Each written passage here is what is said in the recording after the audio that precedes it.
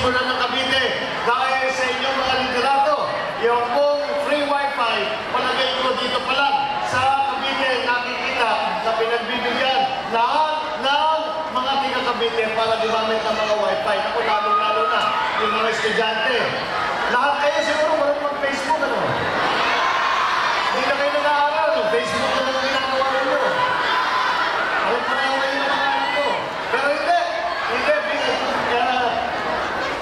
Ito ang pinakamalaga sa palagay ko ngayon. Pagka ako ay tinatanong kung anong kulang natin sa Pilipinas, sinasabi ko lagi infrastruktura. Ngayon, dati, iniisip natin, infrastruktura, kalsada, kulay, building, ngayon kasama na ang internet. Dahil napaka-importante na ng internet para sa atin, hindi lamang pang social media, pang sismisan, pang biruan, pang YouTube, kung hindi, pati sa trabaho na, pati para sa pag-aaral na. Kaya, dapat pasalamatan natin ang progresibong governor ninyo, Governor John Vic Remulla.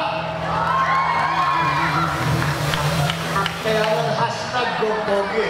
Kaya congratulations sa inyo lahat. Congratulations sa lalawigan ng Cavite sa inyong itong magandang magawa. Sana ito ay maging halimbawa at gayahin na kayo ng lahat ng probinsya sa buong Pilipinas. Congratulations po sa inyo lahat. Maraming